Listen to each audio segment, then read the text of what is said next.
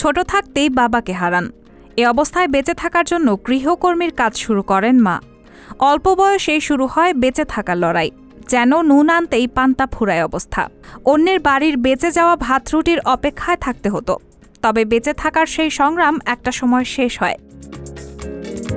জীবনযুদ্ধে জয়ী হয়েছেন, মালিক হয়েছেন কোটি কোটি টাকার, এমনকি অর্থের সঙ্গে হাতিয়ে নিয়েছেন তারকা খ্যাতি। ঠিক ধরেছেন, বলা হচ্ছে ভারতীয় জনপ্রিয় কমেডিয়ান অভিনেত্রী ভারতী সিংয়ের কথা। নিজ প্রতিভা গুণে সবার মন জয় করে নিয়ে প্রতিষ্ঠিত হওয়া এই তারকার খুবই কষ্টে জীবন পরিচালনা করতে হয়েছে একসময়।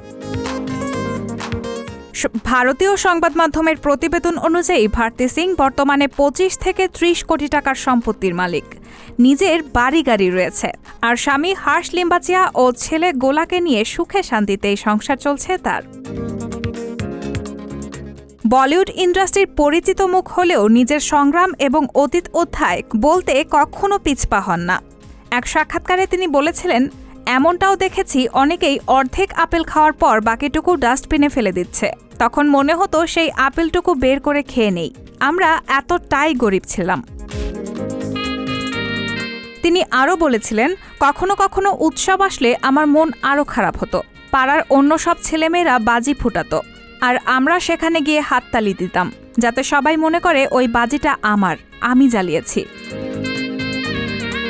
এই কমেডিয়ান বলেন, মা অন্যের বাড়িতে কাজ করতেন আর আমি বসে থাকতাম।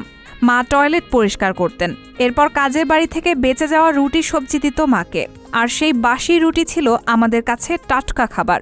অনেক খুশি হতাম সেই খাবার পাওয়ার পর। রায়হানা মুন, সবার কথা।